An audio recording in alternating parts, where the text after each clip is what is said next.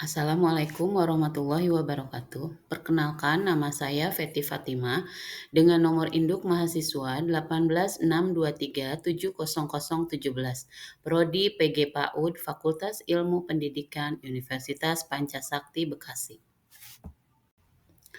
Pada video ini, saya akan membahas tentang teori kognitif David Ausubel. Video ini dibuat untuk memenuhi tugas ujian akhir semester mata kuliah konsep dasar PAUD yang diampu oleh Ibu Khoiriyah MPD. Latar belakang. Sejak dahulu, para ilmuwan terus mengembangkan teori-teori belajar sebagai temuan mereka untuk mengembangkan pemikiran belajar mereka. Era globalisasi telah membawa berbagai perubahan yang memunculkan adanya teori-teori belajar yang baru guna menyempurnakan teori-teori yang telah ada sebelumnya. Dengan bermunculan teori-teori yang baru akan menyempurnakan teori-teori yang sebelumnya. Berbagai teori belajar dapat dikaji dan diambil manfaat dengan adanya teori tersebut. Tentunya setiap teori belajar memiliki keistimewaan tersendiri. Bahkan tak jarang dalam setiap teori belajar juga terdapat kritikan-kritikan untuk penyempurnaan teori tersebut.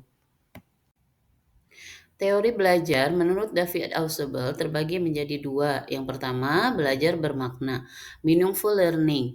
Belajar dikatakan bermakna bila informasi yang akan dipelajari peserta didik disusun dengan struktur kognitif yang dimiliki peserta didik itu, sehingga peserta didik itu dapat mengaitkan informasi barunya dengan struktur kognitif yang dimilikinya, sehingga peserta didik menjadi kuat ingatannya dan transfer belajarnya mudah dicapai. Yang kedua, belajar menghafal, rote learning. Belajar menghafal ini perlu bila seseorang memperoleh informasi baru dalam dunia pengetahuan yang sama sekali tidak berhubungan dengan apa yang ia ketahui sebelumnya. Dua dimensi belajar bermakna menurut Ausubel. Menurut Ausubel, belajar dapat diklasifikasikan ke dalam dua dimensi.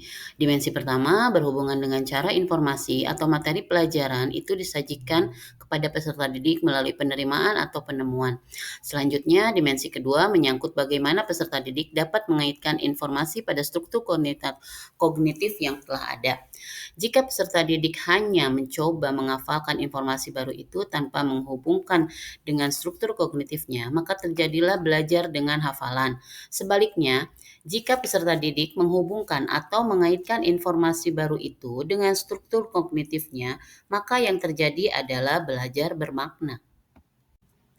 4 tipe belajar menurut Ausubel. 1. Belajar dengan penemuan yang bermakna. Informasi yang dipelajari ditentukan secara bebas oleh peserta didik. Peserta didik itu kemudian menghubungkan pengetahuan yang baru itu dengan struktur kognitif yang dimiliki. Yang kedua, belajar dengan penemuan tidak bermakna.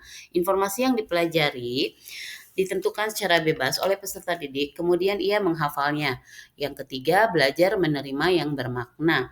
Informasi yang telah tersusun secara logis disajikan kepada peserta didik dalam bentuk final atau akhir.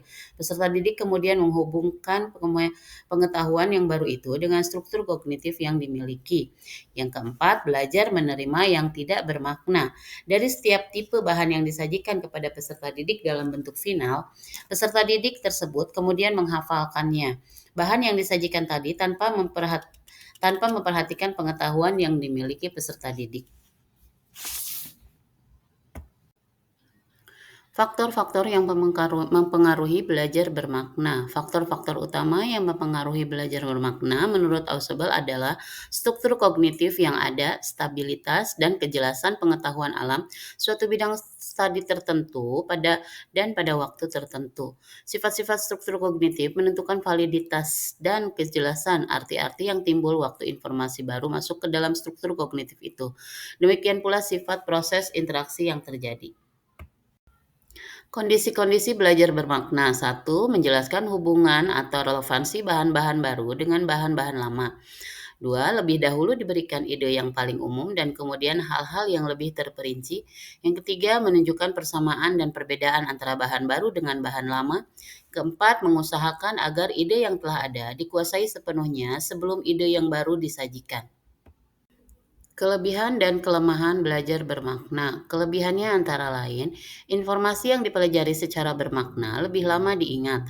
Kedua, informasi yang dipelajari secara bermakna memudahkan proses belajar berikutnya untuk materi pelajaran yang mirip. Yang ketiga, informasi yang dipelajari secara bermakna mempermudah belajar hal-hal yang mirip walaupun telah terjadi atau lupa. Kelemahan-kelemahannya antara lain, satu, informasi yang dipelajari secara hafalan tidak lama diingat. Yang kedua, jika peserta didik berkeinginan untuk mempelajari sesuatu tanpa mengaitkan hal-hal yang satu dengan hal yang lain yang sudah diketahuinya, maka baik proses maupun hasil pembelajarannya dapat dinyatakan sebagai hafalan dan tidak akan bermakna sama sekali baginya. Penerapan pembelajaran bermakna. Ausubel berpendapat bahwa guru harus dapat mengembangkan potensi kognitif peserta didik melalui proses belajar yang bermakna. Inti dari teori belajar bermakna Ausubel adalah proses belajar akan mendatangkan hasil atau bermakna kalau guru dalam menyajikan materi pelajaran yang baru dapat menghubungkannya dengan konsep yang relevan yang sudah ada dalam struktur kognisi peserta didik.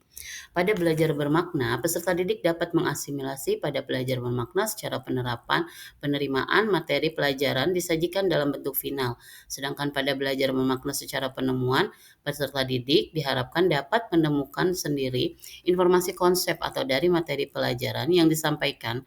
Belajar bermakna dapat terjadi jika peserta didik mampu mengaitkan materi pelajaran baru dengan struktur kognitif yang sudah ada. Berikut adalah contoh-contoh kegiatan pembelajaran yang dilaksanakan pada anak usia dini. Sekian video dari saya, semoga bermanfaat. Terima kasih. Wassalamualaikum warahmatullahi wabarakatuh.